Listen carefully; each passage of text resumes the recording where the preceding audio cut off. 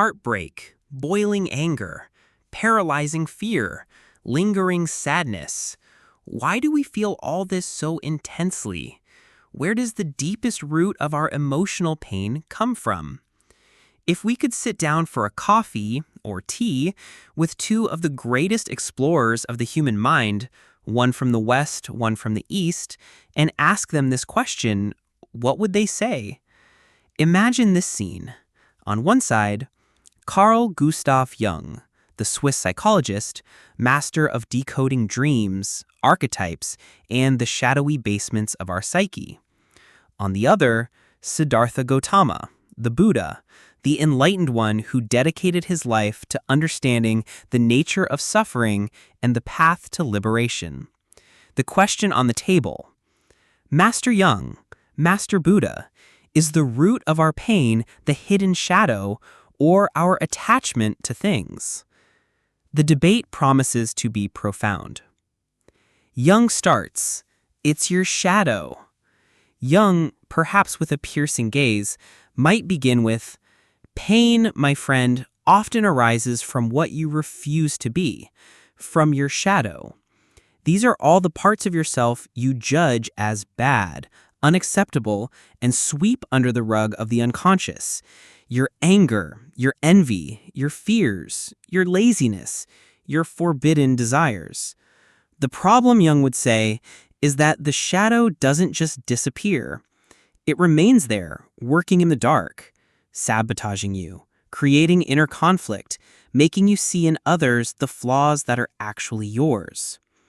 This inner war, this lack of integration between who you think you are and who you really are, with both light and darkness, is a massive source of suffering. Healing requires the courage to look at that shadow, accept it, and integrate it, becoming a more whole person.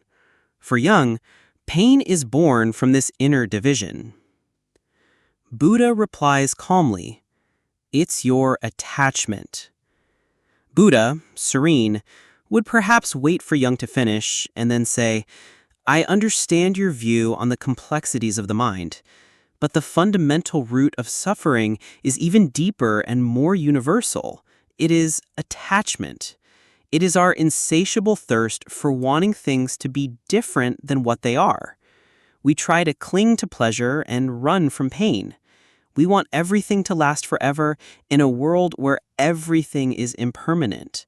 We cling to a fixed, solid self, when in reality, we are a constant flow. We suffer," Buddha would continue, "because we cling to illusions. We get attached to people, possessions, ideas, sensations, and when reality, loss, change, impermanence asserts itself, our attachment creates pain. Liberation comes from seeing this clearly, from cultivating detachment and accepting reality as it is, moment by moment. For Buddha, pain is born from resisting the true nature of things." Shadow and attachment, enemies or allies? So who's right? Are these opposing views? Maybe not. Think about it. Don't we cling to an idealized image of ourselves, and that's why we repress our shadow? Isn't our fear of facing the shadow a kind of attachment to our comfort zone? Or still, doesn't the Buddhist practice of observing thoughts and emotions without clinging to them give us the strength and clarity to welcome our shadow without being consumed by it? Maybe Jung helps us understand what's in the shadow, and Buddha gives us tools for how to deal with what we find there and everything else with less suffering. What if they are simply different pieces of the same puzzle? This dialogue that never happened leaves us with a richer view. Our emotional pain may have roots both in our unexplored inner world, Jungian shadow, and in the reactive, clinging way we relate to both the external and internal world, Buddhist view. Maybe the journey to ease this pain needs both maps, the deep dive into the self and the training of the mind for acceptance and detachment. Where does it hurt most for you? And you, today, where do you feel your emotional pain comes from most? In the battle against the parts of yourself you reject, your shadow? Or in the struggle to let go of control, to accept things as they are, your attachment? Just reflecting on this can already be a meaningful step.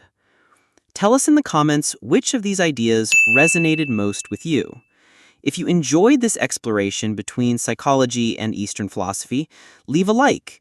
Wishing you peace and self-discovery. See you next time.